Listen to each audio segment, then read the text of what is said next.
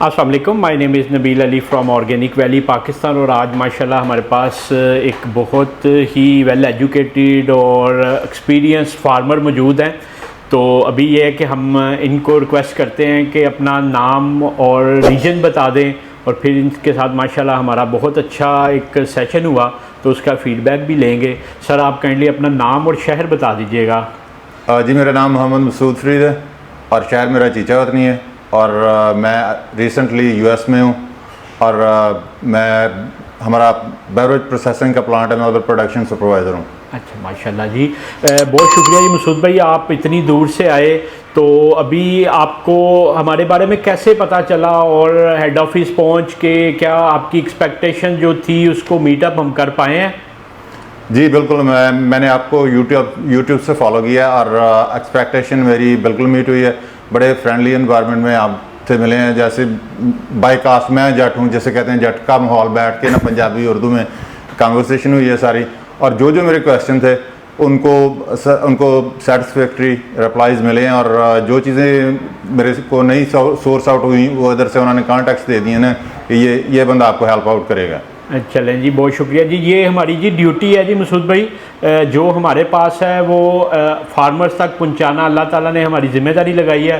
तो कोशिश यही होती है कि मैक्सिमम हम फार्मर्स को बता पाएँ। तो मसूद भाई बताइएगा कि आप बेवरेजेस के बिज़नेस में यूएसए से अब इधर आके पोल्ट्री के बिज़नेस में क्यों आना चाह रहे हैं? जी, हर बंदे की जैसे ख्वाहिश होती है कि हमारे बच्चे इस्लाम पे चलें, तो अब मेरे बच्चे बड़े हो रहे हैं। मेरे बच्चे बड़ी बेटी मेरी 10वें साल में, और मैं अब चाहता हूँ कि मेरा आगे का जो 1-2 साल का सफ़र है ना, एक ही साल में उसे ख़त्म करूँ, और मिडिल स्कूल में मेरे बच्चे इधर पाकिस्तान में उन्हें मैं एडमिट करवाऊँ।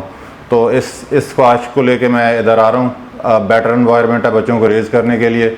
और उधर बेवरेज प्रोसेसिंग में हम जूस प्रोसेस करते हैं, आलमंड मिल्क प्रोसेस करते हैं, और इसके अलावा टीज़ वगैरह भी प्रोसेस करते हैं। तो वो एक और चीज़ है। और वापसी पे मैं बेसिकली फार्मर था 2003 तक। हमारा गांव में बड़ा सेटअप था भैंसों का और गाय का। तो उसी चीज़ को मेरे को लगता है ये मेरी स्ट्रेंथ है, ये मेरे जीन्स में है, उसी पे जा रहा हूँ वापस फार्मिंग की तरफ।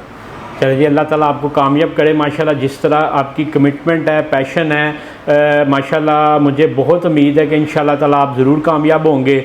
और एक देखने वाले फार्मर्स के लिए भी चीज़ ऐड करता जाऊं कि जब आपका स्टार्टअप कॉन्फिडेंट होता है ना, तो आप ज़रूर कामयाब होते हैं। तो माशाल्लाह जो है ना, मसूद साहब आए हैं और पहली अटैम्प्ट में उन्होंने कहा कि मैंने शेड अपना बनाना है, उसका क्या साइज़ होना चाहिए, और ये अभी की बातें छोड़ के 2 साल आगे की बातें ज़्यादा डिस्कस कर रहे हैं। तो दिस इज़ द थिंग जो आपको कामयाब करती है। तो मसूद भाई, आप यूएस में किस स्टेट में होते हैं? जी, मैं यूएसए में कनेटिकट स्टेट में, वर्नन मेरा सिटी है। और मेरे पैसे, मैं I am not by birth rich, मैंने मेहनत से कमाए हैं। तो इसको मैं अच्छे तरीके से इन्वेस्ट करना चाहता हूँ, और इसीलिए आपके पास आया हूँ कि जो चीज़ें मैं आपसे सीख सकूँ और डिस्कस कर सकूँ। तो वो चीज़ें मेरे को कुछ चीज़ गाइडलाइन एक मेरी अब बन गई है कि मैंने जब भी शेड बनाना है तो उसको क्या चीज़ें उसमें मद्देनज़र रखनी है। और कंस्ट्रक्शन जब भी शुरू करूँगा तो उसके बाद आपसे कंटिन्यूसली इन टच रहेंगे कि नबील साहब इस पे गाइड कर दें, हम इस स्टेज पे जा चुके हैं ना। तो इससे इंशाल्लाह जी हम अपनी हद दर्जा कोशिश करेंगे कि जिस पैरामीटर पे भी हम आपको गाइड कर सके। तो मुझसे तो बताइएगा कि यूएसए में अंडे की मार्केट किस तरह की है, और जिस तरह आपने अब लोमन चूज़ कर रहे हैं, आप वाइट पे क्यों नहीं गए, गोल्डन मिस्ट्री पे क्यों नहीं गए आप? जी, वहाँ ग्रेडिंग इस तरह से है मेरा ख्याल है। सबसे पहले तो आप वाइट लेयर का वाइट अंडा कर सकते हैं, उसके बाद केज फ्री, और केज फ्री के बाद ऑर्गेनिक, और ऑर्गेनिक के बाद पास्चर रेज्ड।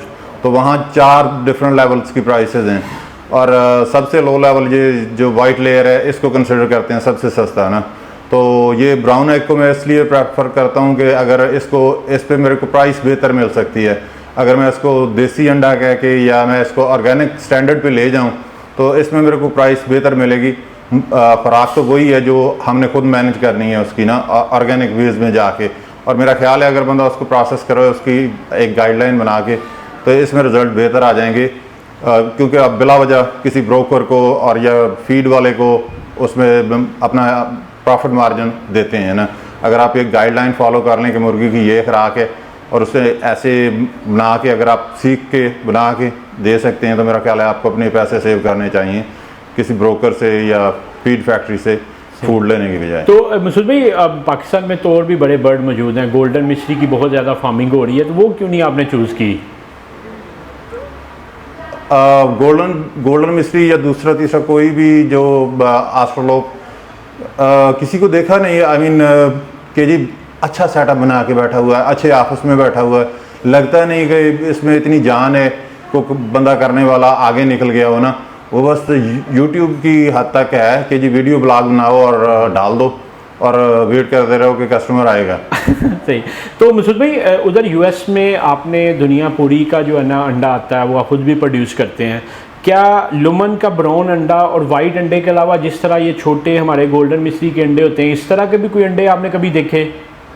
हमारे तो जो यूजुअली मार्केट में आता है, हो सकता है उसकी प्रोसेसिंग डिफरेंट है, उसे ए ग्रेड कहते हैं, साइज में एक ही होता है, अपीयरेंस में फ़र्क होता है ना।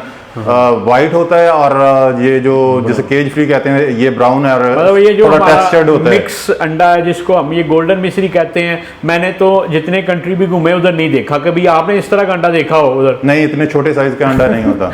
तो ये फार्मर्स आपको बताना ये चाह रहे थे कि एक्चुअली ये देखें, जो डेवलप कंट्रीज़ हैं, जो हमसे तरक्की याफ्ता कौमें हैं, उन्होंने ये काम नहीं किया हुआ जो हमने किया हुआ कि हमने ब्रीड्स को मिक्स करके और अपना अंडा भी ख़राब कर लिया हुआ, बर्ड भी ख़राब कर लिया है। तो माशाल्लाह देखें कि जो एक फर्स्ट वर्ल्ड कंट्री में लोग रहते हैं, उन्होंने बहुत जल्दी जो है ना बर्ड को जो है ना परख लिया कि यही बर्ड प्रोडक्शन के लिए है।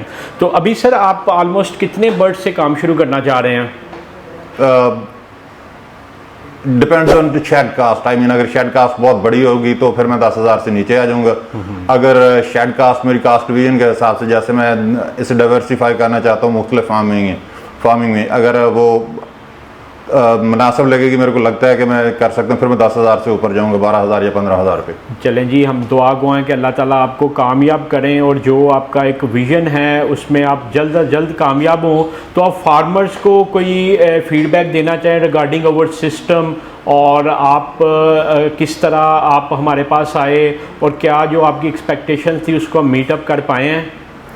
जी, आपका सारा सेटअप बड़ा एक्सेसिबल है। मेरे को लगता था कि नबील साहब का बड़ा सेटअप है, हो सकता है मेरी कॉल रिसीव करें या ना करें, या मेरे को जवाब आए या ना आए।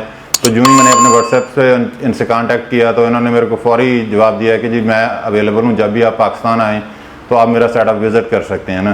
तो इधर आके इनसे रब्ता किया, इन्होंने कहा जी अगले दिन ही आ जाएँ। तो अब मैं इनके पास बैठा हूँ, इनसे बात कर रहा हूँ।